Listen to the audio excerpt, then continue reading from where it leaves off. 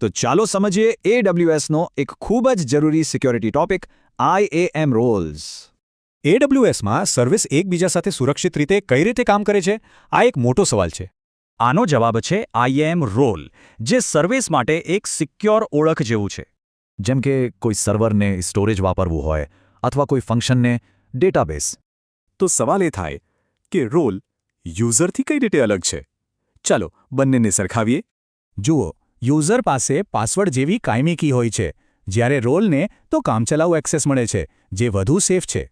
આ રોલ્સ આટલા જરૂરી કેમ છે એ સમજવા માટે ચાલો એક રિયલ લાઈફ પ્રોબ્લેમ જોઈએ. એક ખોટો રસ્તો છે સર્વર પર જ એક્સેસ કી મૂકી દેવી, પણ આ બહુ મોટું સિક્યોરિટી રિસ્ક છે. વિચારો, જો એ કી લીક થઈ જાય તો હેકરને બધી જ વસ્તુઓનો કંટ્રોલ મળી શકે છે. તો પછી સાચો રસ્તો કયો છે? સીધો EC2 સર્વર સાથે IAM રોલ જોડી દેવાનો. આનાથી ફાયદો એ છે કે કોઈ કીઝ સાચવવાની જ નહીં. AWS પોતે જ ટેમ્પરરી ટોકન્સ આપે છે. કેટલું સિક્યોર! ચલો એક ઉદાહરણ જોઈએ.